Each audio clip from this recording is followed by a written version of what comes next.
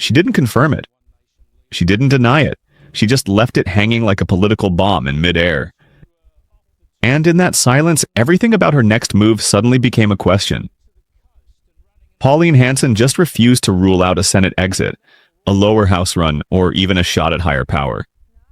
But the moment Chris pushed for answers, it turned into strategy, not clarity.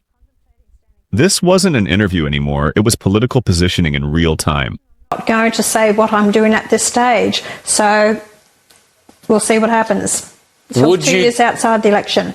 Would you contemplate moving away from that lovely part of the world we're speaking to you in now, though? It's going to be a hard decision to make with that one, Chris, but I have to look at where do I want to take the party. I've made it quite clear I want One Nation to be government, and I will do what I need to do for us to achieve that aim, because I am determined to get rid of the Labor, Greens, Teal government. Well, if you're serious about being a party of government, then you have to go to the lower house, right? You have to take that risk and go to the lower house, because you're not going to sit back and watch, David Farley or Barnaby Joyce be Prime Minister and you can just guide them like a puppet meister from the Senate. Well, Chris, you remember there was John Gorton, who was Prime Minister from the Senate for 3 months. And please correct me if I'm wrong. Does the Constitution state that you have to be a Prime Minister in the lower house? It doesn't. So anyway, that's something to look at as well. Well, he got the leadership and then quickly shifted down there, but you wouldn't want to risk that, would you?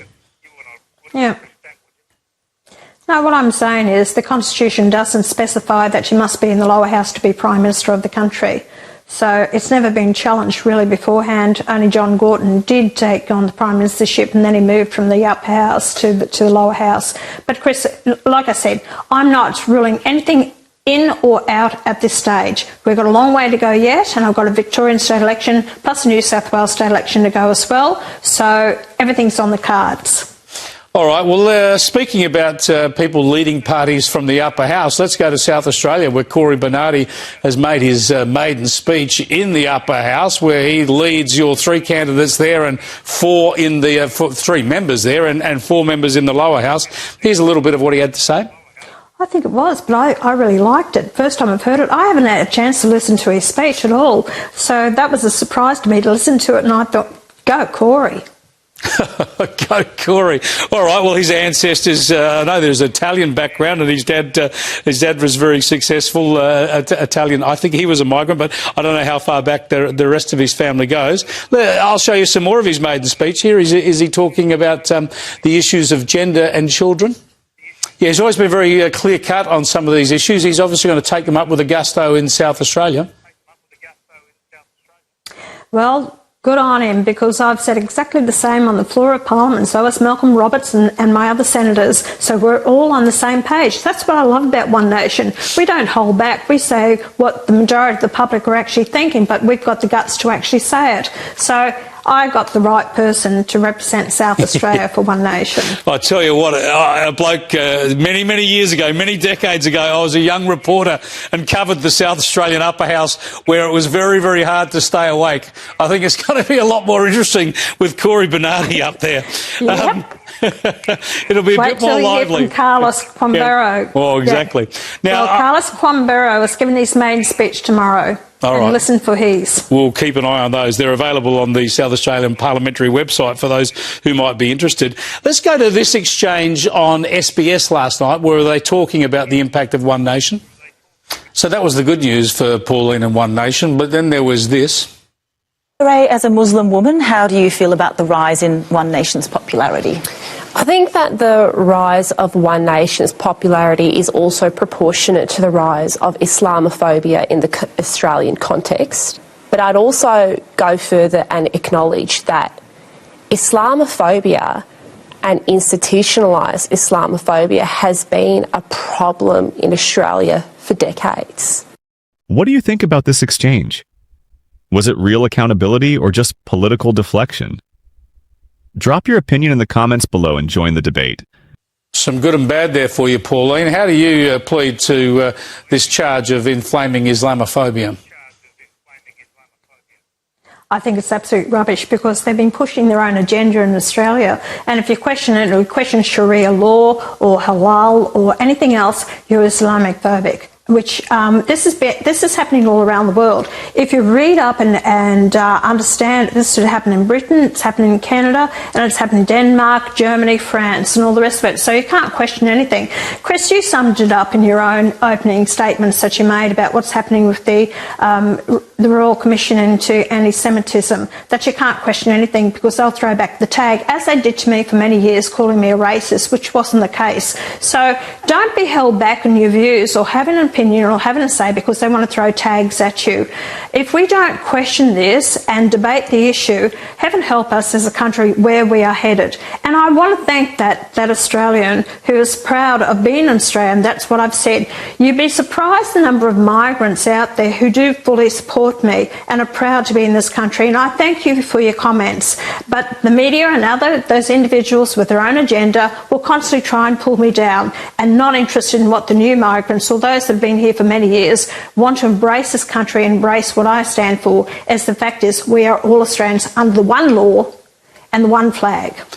Pauline, thanks again for joining us from Scenic Rim. Enjoy that area before you move to the coast, hey? Cheers, Chris. Pauline Hanson, One Nation, she might have to move. What you just saw wasn't a normal political interview.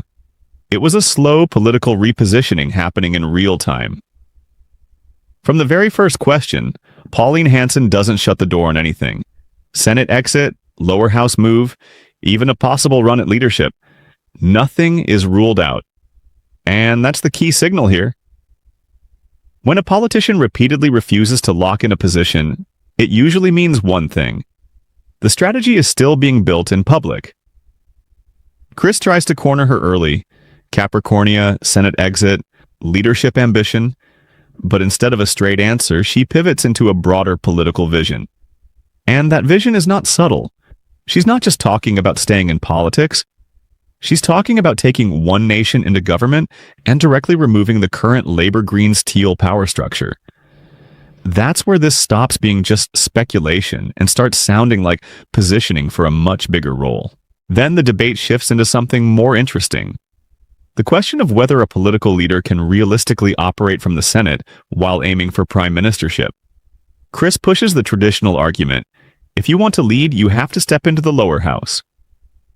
But Pauline pushes back hard, and this is where the historical reference comes in. She brings up the idea that it has happened before, pointing to precedent rather than convention. It's a subtle but important move. She's not arguing emotion, she's arguing constitutional possibility. Whether people agree or not, it reframes the discussion from, can she do it, to why not? And that's exactly how political narratives start shifting in public perception. Then the conversation moves into Cory Bernardi's speech, and the tone changes completely. It's no longer about strategy, it becomes ideological reinforcement.